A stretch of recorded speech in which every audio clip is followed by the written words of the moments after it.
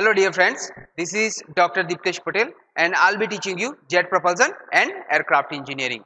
This is lecture 11 of principles of jet propulsion.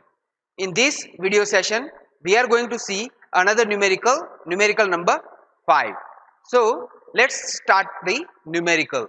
Now the numerical says a rocket moves with a velocity of 10,000 kilometer per hour, means the velocity of the body of rocket is given and that is 10,000 kilometer per hour, so that is a small u, with an effective exhaust velocity of 1400 meter per second. So this is the velocity of gases Cj.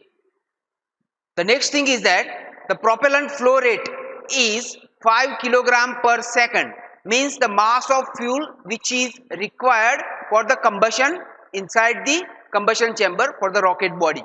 So that would be mf, and the propellant mixture has a heating value of 6500 kilojoule per kilogram.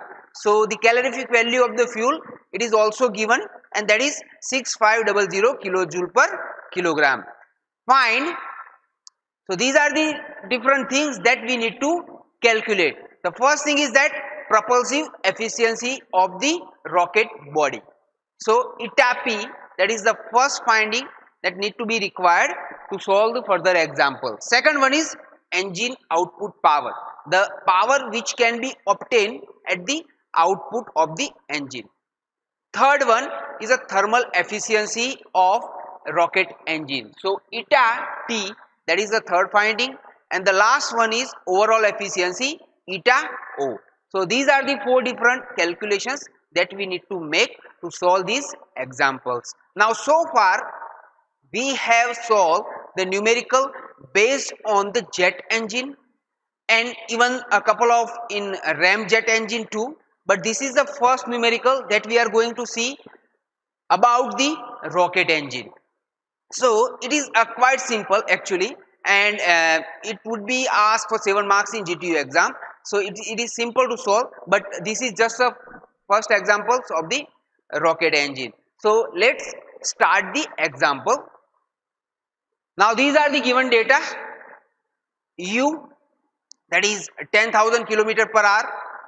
We are going to convert that in meter per second because the velocity of gases are given in meter per second. So I am going to convert that in meter per second and that would become 2777.7 meter per second. Then Cj, that is given velocity of gases 1400 meter per second. Calorific value of fuel, that is 6600 kilojoule per kilogram, and the mass of fuel or the flow rate of the propellant in combustion chamber, and that is 5 kilogram per second. So these are the different values which are given to us, and on the basis of that we need to calculate eta P, propulsive efficiency, engine output power, then eta T, that is the thermal efficiency, and eta O, that is the overall efficiency of the engine.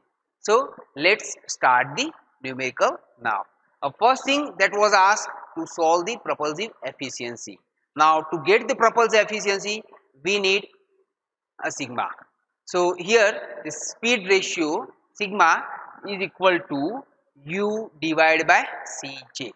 U is the velocity of the engine, velocity of the aircraft, while the Cj is the velocity of the gases which are leaving the nozzle. So we have converted both, I mean especially the aircraft velocity in meter per second. So I am going to use them in meter per second. We need to keep the units same. So therefore sigma is equal to 2777.7 divided by 1400, and therefore the value would be, the speed ratio would be 1.984. So that is the speed ratio, which is the ratio of the velocity of the rocket engine to the velocity of the gases which are leaving the nozzle. Okay. Now next one, that we need to find out the propulsive efficiency, and I am going to use sigma to find the propulsive efficiency. The equation actually slightly differed that we have used for the jet engine. Here the equation for the propulsive efficiency eta P is equal to 2 into sigma divided by 1 into 1 plus sigma square.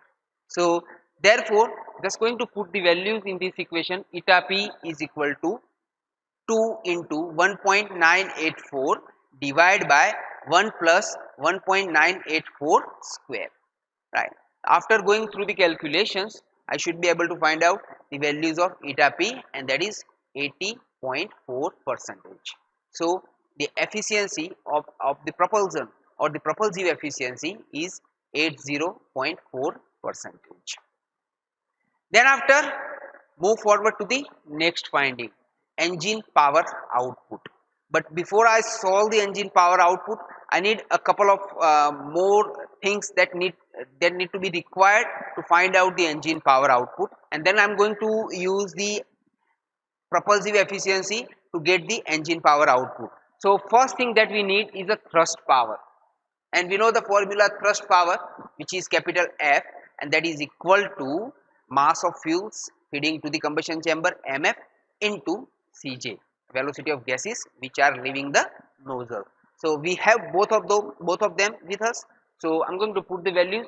So F is equal to 5 into 1400, and therefore we'll get the F, that is 7000 Newton. So this is the value of thrust of the engine. Then after, a propulsive power. Now propulsive power P, capital P, is equal to thrust into the velocity of aircraft. So capital F into small u. Now we just calculate the capital F and u is given. So just going to put those value in this equation, and I'm going to find capital P is equal to 7000 into 2777.7. So therefore on the basis of that, I would be able to get the propulsive power, and here capital P is equal to 19.44106 into 10 raised to 6 watt.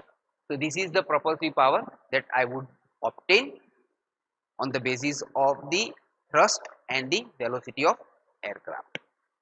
Then I am going to use the values of propulsive power, the values of propulsive efficiency to calculate the power output of the engine. And the equation says the propulsive efficiency eta P is equal to propulsive power divided by power output of engine.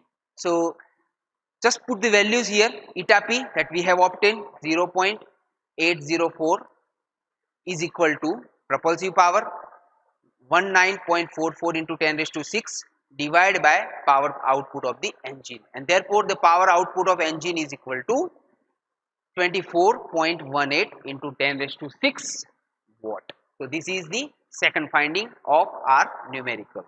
Now this is the third thing that we need to find out, thermal efficiency.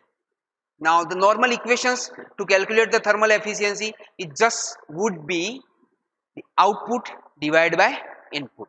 So whatever that we are getting as an output and whatever that we are putting as an input. So the formula is very simple, just to calculate the efficiency of the thermal of any engine of any instrument. So here I am going to use the same kind of formula for the rocket engine too. So the formula says that eta T is equal to the power output of the engine divided by power input of the engine.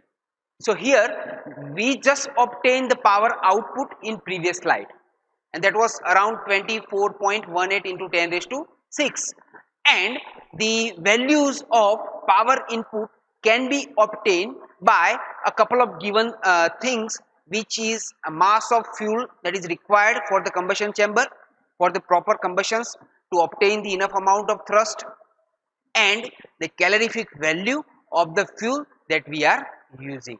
So that would be our input power to the engine and output which is already obtained. So on the basis of that, I am going to calculate the thermal efficiency of the engine. So let's put the values in that equation, and we need to obtain the values of thermal efficiency. So here the eta T, which is a thermal efficiency, which is equal to power output of the engine divided by power input of the engine, and therefore eta T is equal to power output of the engine divided by mf into CV. So mf, mass of fuel, and CV is the calorific value of fuel. So just put the values for the output and input, and let's find out the values of thermal efficiency. So here the thermal efficiency eta T is equal to 24.18 into 10 raised to 6, which is output, divided by 5, that is the mass of fuel required, into 6600 into 10 raised to 6, that is the calorific value of fuel. Okay, so we just need to put the values in the equation, and now let's calculate to get the values. You just need to perform the calculations along with me as well. Just need to make sure to practice good enough for the examples. So here, after going through the calculations, I should obtain the eta T is equal to 73.3 percentage. So that is the thermal efficiency of the engine, and that is very important factor to be considered for the design of the rocket engine. It's supposed to be as high as possible. However, we should not be able to get it close to the 100 percentage, that even not touch to the 90 percentage, but that's supposed to be high as much as possible to obtain the higher thrust and to perform the economical operations or to get the optimizations. So basically the thermal efficiency can also be improved or enhanced by certain modifications in the jet engine or in the rocket engine as well, and people are doing a lot of research to improve the thermal efficiency. Even they can be able to achieve even 1 percentage, that is a lot amount of saving for the rocket operations. So thermal efficiency, that was the third finding. Now let's move forward to the overall efficiency. Overall efficiency is a nothing but the combinations of the thermal efficiency and the propulsive efficiency. So to obtain the overall efficiency, we just need to use the formula, that is the multiplications of thermal efficiency and the propulsive efficiency. So here I am going to put eta O, which is the overall efficiency, is equal to eta T into eta P. Okay. Now these both, like the thermal efficiency and propulsive efficiency, these were our finding. So we already calculated them, and we just need to put the values of both eta T and eta P to obtain the overall efficiency. So I'm just going to put the values here. You can see eta O is equal to 0.733, that is the thermal efficiency, into 0.804, that is the propulsive efficiency.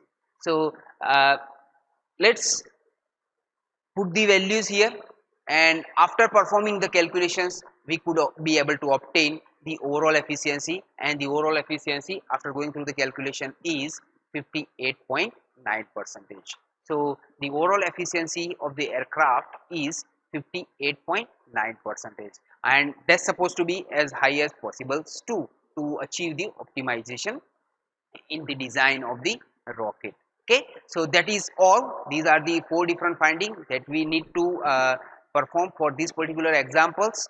If you still have any doubt, you can write down in the comment box. Also you can send me an email that you should be able to find out in our website. Thank you very much.